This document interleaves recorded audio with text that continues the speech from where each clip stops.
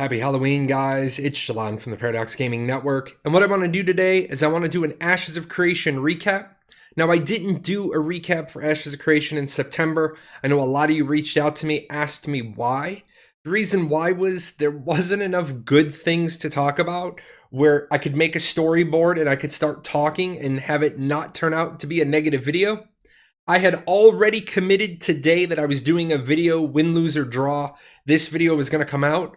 And I'm going to be completely honest, the storyboard was done. I was getting ready for them to finish up the Q&A. And then I had a video template all done. I had to stop and I had to remake this video storyboard because Steven said something in the video today that re-inspired my confidence. And so I want to share that with you because I know the community's taken sort of a downward spiral towards negativity, towards toxicity, and I get that.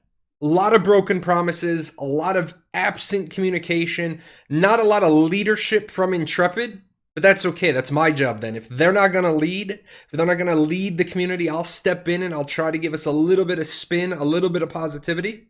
And what I want to do is I want to talk about some facts. And let's as a community remember, Intrepid Studios is a rookie company. They have 0 products under their belt. It's not like this is a 4th or 5th title that the studio is trying to release and it's going bad. Intrepid still needs to learn. They're still in the learning curve. A high percentage of the community just wants the MMORPG. Like they can just magic it to Alpha 1. The problem is that wanting it right now is forgetting some fundamentals. And this is where I need Steven when he watches this video. He needs to take some of this and capitalize on it. People forget that Intrepid doesn't have systems in place. Their patcher had major issues in the month of September. That's why I didn't want to talk about it. I shouldn't have to do complete clean installs and removal of your product. Your patcher should do that, but that's a learning curve they're going through. Account services still has some issues. The store still has some issues. People want Exola gone. There's a lot of things that Intrepid has said they're going to do, and it's just taking them time to do it. But a lot of this stuff needs to be built from scratch. And that's the stuff Steven needs to communicate in this creative director's letter that hasn't been pushed out yet. Talk about these big issues. And I know you can't go into the weeds, but why are some of these things not done? Where are they on their priority? Now, the big thing that Steven said during the live stream, I'm going to splice him in saying it. It's talking about the value of Apocalypse. And he doesn't go out to try to sell Apocalypse. It's in casual conversation. It comes up where Apocalypse is showing them they don't know what they don't know. And how certain things that you don't know can happen. You don't know the things you don't know necessarily. And that's the biggest danger of all. Yes, exactly. Yeah. And the MMO is huge, right? So there's a lot of things to not know. Right. But what I would say is, we try to take every bit of information we can from our personal experiences, from watching other studios, other games, from launching, early access for APOC. We try to take those experiences and we try to learn as much as we can from them, and we try to prepare based on what we've learned, right? And we got a lot of flack for doing APOC, but in reality, what APOC provided was an ability for us to discover those unknowns without having to do so on the MMORPG side. So we get to discover unknowns that, we will now include in our preparations and planning and development for as we bring you guys what our flagship product is, the MMORPG, right? Yeah. That's what we're all in it for, is the MMO. It's a low commitment thing for us, but we get so much good information out of it. Well, all right, guys, for me, that was huge. The question was framed around what lessons did you learn from the ArcAge Unchained release? And the truth of the matter is they're not going to call out another game studio. I'm glad to see that they have stopped the practice of kind of throwing other game studios under the bus. Everyone knows I'm the ArcAge 101 guy. It was the product that I started learning how to make content on. And I will say they completely failed their launch. They're recovering. They're reaching out to the community. They're having good conversations. But the problem is how I grade Gamigo Games and how I grade Intrepid Studios has to be different because Gamigo Games is made up of the Tryon staff, and they were managing 6 products at one point. Intrepid's still on their first. So I am completely okay if Intrepid wants to fall on their face with the Battle Royale. Now, I get it. There's some major bugs. There's some major disappointment. There's some people out there that are just beating them with a stick over it. And that's fine. If you guys want me to, I can do a video talking about all the positives from the BR. But I'm not going to do that today. I'm going to jump back into the live stream recap mode, and I want to talk about the engineering piece. For those of you that aren't going to watch the live stream, Kevin was on and he was talking about the engine that they're updating to Unreal Engine 4.2.3. This also includes the chaos physics and destruction system. This for me is actually really cool as I'm learning about game development. Just watching the video that you see on the screen, I'll include a link to that for you. Just seeing what the engine is capable of and how that's going to apply directly to what Intrepid wants to do with it. And then talking about that seamless world networking solution, a lot of big words here. You don't want stuttering. You don't want to notice when you cross zone lines. You definitely don't want loading screens. So how do you make that happen? And that's all of the stuff that the engineering team has to work on. And the truth is, that has to look good before we get to an Alpha 1. If it doesn't look good by the Alpha 1, people are just going to throw Alpha 1 under the bus. So I'm okay with them taking a little bit of time. Next thing I want to talk about is the art. We all know that they have art, and it's good to see the art. And I think this is one place that Intrepid really could restore positivity to the community. And they could rebuild some of that goodwill.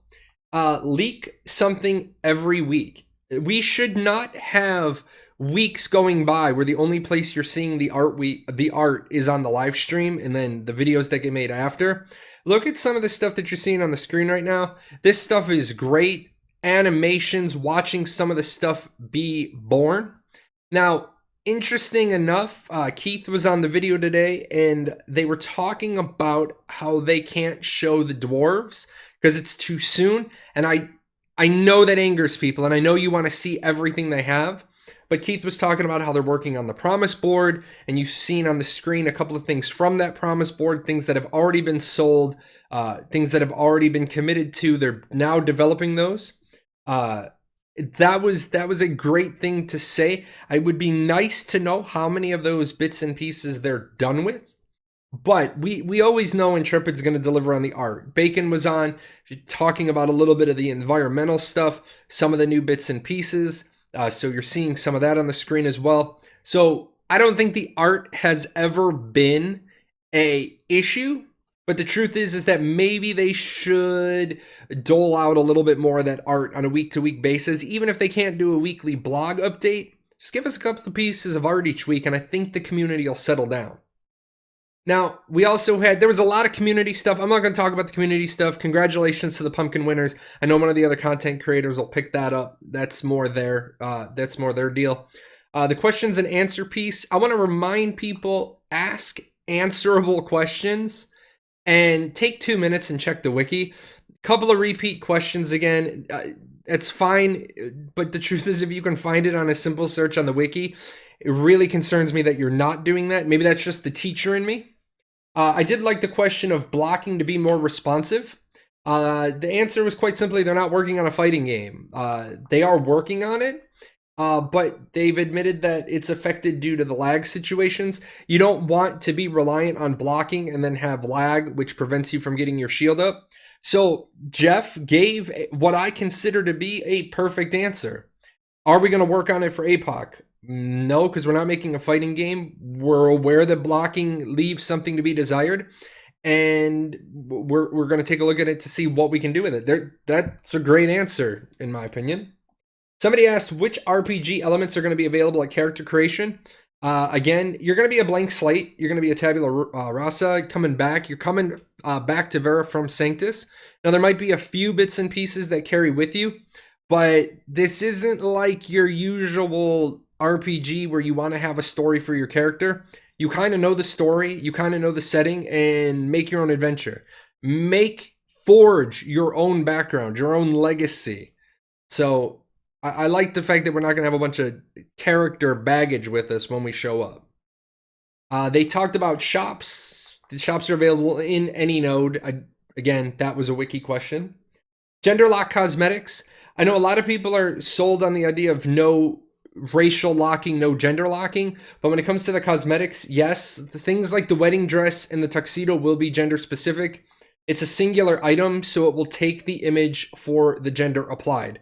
Now, I know some people are going to say, well, what if I want to be a woman in a tuxedo? Or what if I want to be a man in a wedding dress? I don't think it's a huge deal. Honestly, if you feel that that is a huge enough deal to make an issue, leave a comment below. Let's see how the community feels. As always, if I get a big response about something, I always take the big stuff to Steven. Which items are going to be displayed on your back? There are going to be stacking rules for what you want to show. Like if you want to show your bow as opposed to your spear, as opposed to your cloak, just your cloak and nothing on your back. Arcage has a pretty good system for priority, so they should be able to easily do this. But no, they said specifically you're not going to be able to show your bow and your spear. There's going to be stacking rules. Camera options. I'm going to be honest. I know people want to be able to take awesome screenshots and awesome videos in game, but there are gameplay implications to free use cameras. This was a huge issue in Arcage that provided an unfair advantage. If you knew how to use the camera mode, you could make your camera zoom up and you could move your targeting reticle over an object you normally wouldn't be able to see. And it really affected castle sieges. So I am glad to see that they're aware of stuff like that right off the bat, that they're aware. Allowing you to move your camera around a corner would allow you to see the road and not be seen. So things like that, I'm glad that they're already aware of. But they said there's going to be a free fly from the recording tool. More information on this later. I don't want to pressure them for more on this right now. I kind of want them to focus on all the core fundamentals. Large ships as a floating guild hall. This was an awesome question. This is the kind of question that you want to ask them. This is when we get lots of insights. And I'm going to show you why this question got us insights, not related to the question. I could have told you, if you had asked me that question, I would have told you no. Guild halls have a role in guild versus guild wars. However, because the person asked this question, we were told that they won't just be pure transportation and combat. They will have some utility and ancillary functions. Now, of course, I got to put this into the book, and then I got to try to figure out a way to pull some more information from Steven. But that's a really good question, not for the question itself, but it got Steven talking and Jeff talking about something we got a little more for. Do biomes affect the node appearance? Yes, and this is a great quote. Environment is a variable in the equation of a node's appearance. So I thought that was a really good quote, really well thought out. And the best part is that these guys are answering kind of ad lib on the fly. So it's good to see that. They're kind of refining their answer giving process. A couple of tidbits before we close. The creative director's letter, you knew it was coming. You knew I was going to hold them accountable to it. Yes, it's late. Yes, it's still owed. It's coming soon. Steven is waiting on a few things. Now, this is the part where I have to do what I have to do. It is absolutely and completely unacceptable that the creative director's letter is late. It should have been delivered by 30 September. Even if the letter said, this is the sort of stuff I'm waiting on, it's a subjective, you control the content, there's no reason for it to be late. The silver lining is, Steven, while talking, came up with a very powerful soundbite. And now, as he does all the time, watches this video, hopefully he will capitalize on some stuff that mends that bridge with the community. Otherwise, we're going to be going into the first week of October. Keep in mind, there is the Extra Life live stream this weekend. It's 10 a.m. Pacific on Saturday on Twitch. If you guys have never watched an Intrepid Extra Life live stream, really, really worth the watch. You get a lot of tidbits, you get a lot of silliness, you get a lot of interaction between the staff. I can tell you right now that that's how we knew that there originally were 12 archetypes and they whittled it down to 8. You can, if they're paying attention to the screen, 22 hours in, if Steven's answering questions, you get some pretty authentic and genuine responses. With that said, guys, that is it for today. I do have Ashes 101 up as a website. It redirects at the moment. I'm working on learning some HTML. Lots of the stuff that you want to know about is at ashes101.com. If you want it in all factual basis, check out the community-driven wiki. I'll put a link to that in the description below. And until then, if you need to know something, go ahead and leave me a comment below. I will do my best to answer it. And if I don't have an answer, I include it in roll-ups that I do to Steven periodically with a bunch of questions. Sometimes I get lucky and I get answers that way. You guys take care. I got to get this video edited. I have little people to run around trick-or-treating tonight. You enjoy your Halloween. You be safe. And I will see you next time for the next Ashes of Creation update. What are you still doing here? Nobody ever stays this long. This is the end screen. Well, since you're here, there's a couple other videos I think you should check out. And all those names? Those are my patrons over at Patreon. I couldn't do this without them. So, big thanks to them for all their support.